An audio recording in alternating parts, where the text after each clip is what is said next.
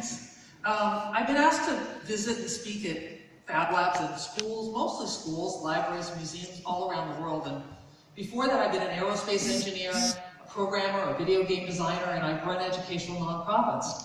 And we wrote Invent to Learn to try and build bridges between all these different communities to help people see Fab Labs and the maker movement not just as a bunch of cool, shiny new toys or a new way to do business, but as a way to advocate for progressive education, student-centered education, where classrooms are invention laboratories. And I see so many people doing fantastic things, inventing together, learning together.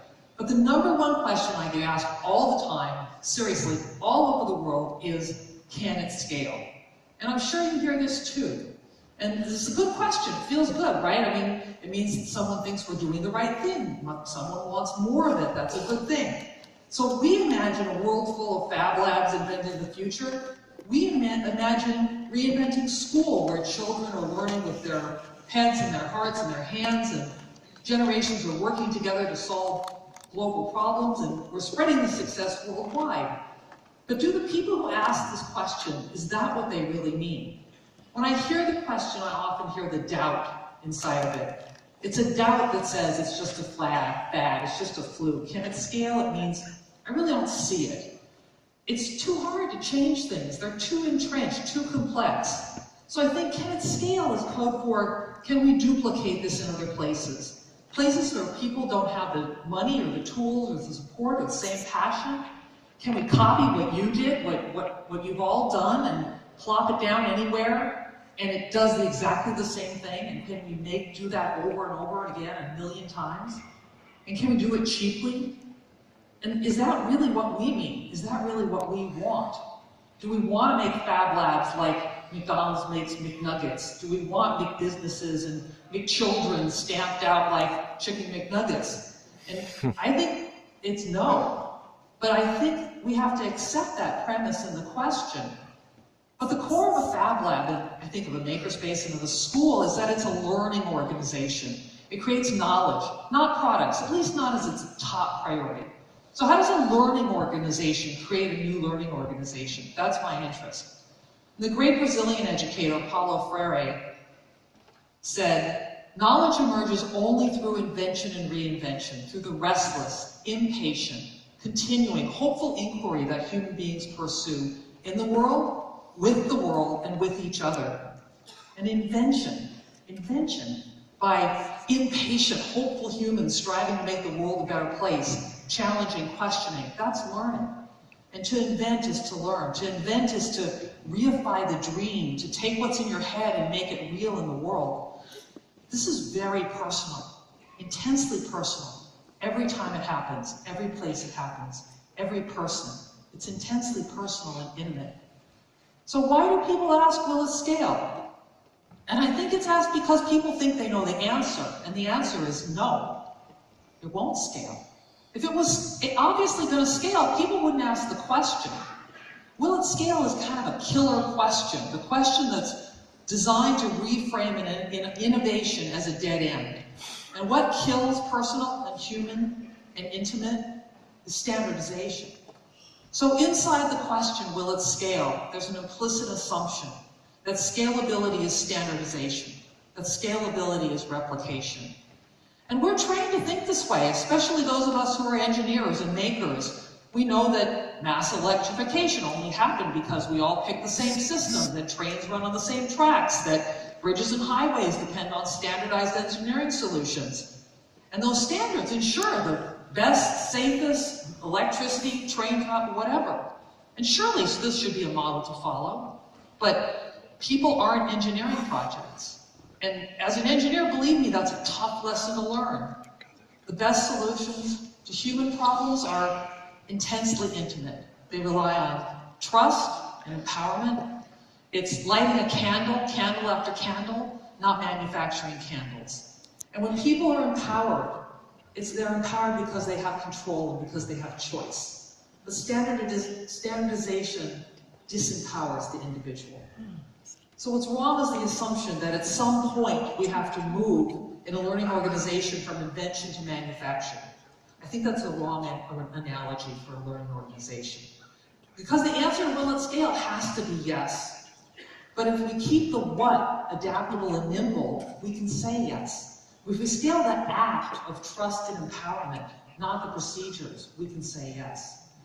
Now, what we're told is that you can't guarantee that the next organization will be led by people as passionate and innovative as the early adopters. Therefore, we have to give them Fab Lab in a box or a teacher-proof curriculum. But it's all too easy to revert back to the way school works. You know, the teacher talks, the students listen, you take a test and you move on. But is that really how we learn? Is that how you learn? Why are we recreating this for other people? Well, I'm sure you're thinking, wait a minute. Am I saying we need to reinvent the wheel? I have good stuff, I want to share it. Well, of course you have ideas. Of course you have good things to share. And I believe in community. I believe that models and stories are crucial. I believe that the art of teaching, like the art of storytelling, is as much about what to leave out as about what to put in. And it's tough when students are putting up their hands and begging you to tell them the answer. Just tell me what to do, just tell me the answer. It's the same as when a Fab Lab is saying, can I have your blueprints and your manuals and your videos and your everything? What are you supposed to say? No. But what I believe in most strongly is constructionism. I believe people construct knowledge in their heads, and that's built on existing experiences, so they have to have those experiences. Telling people what to do disempowers them. No matter how well-meaning it is, no matter even what they say they want it. But, look, if someone wants my shopping list, I give it to them. I'm not saying to withhold information. That's mean. I mean, don't be mean. What I work really hard for is for schools to understand that this isn't an extra. I worry that schools will have kids visit the Fab Lab or the Makerspace once a year and say, we're done Maker.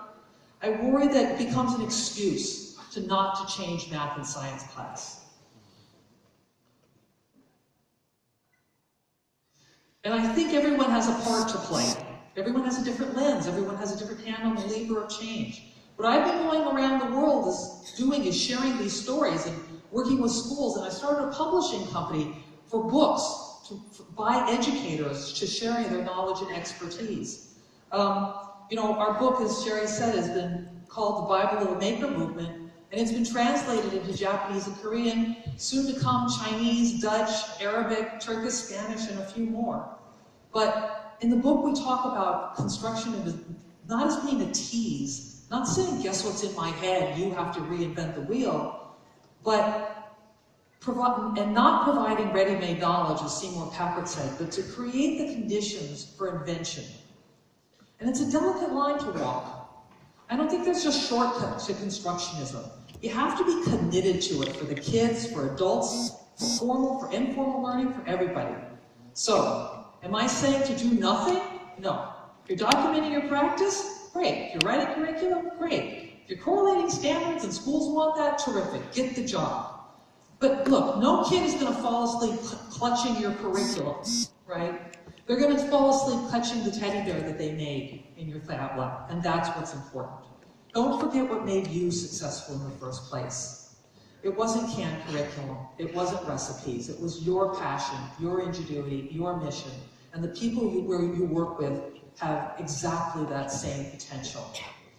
And most of all, treat everybody, everyone of every age, every level of expertise as an agent of change, not as an object to be changed. And look, you might be thinking, I'm crazy. Don't I know this is the future? Don't I know that human to human is too slow? It's old-fashioned, it's inefficient. We need 1 million Fab Labs. We need 1 million innovative schools. How can we do this one at a time? I'm saying we have to push back on that. We can do it one at a time. We must do it one at a time. So don't tell me it's more efficient to do something that doesn't work. When we see entrenched systems like schools, they seem like they're too hard to change. But we have to change them. Even if it looks hard, even if it looks impossible, we have to do it anyway. And look at what you guys have already done. Fab Labs are changing the world. And I can't think of a better bunch of people to change the world. So please, that's how I think learning organizations make learning organizations.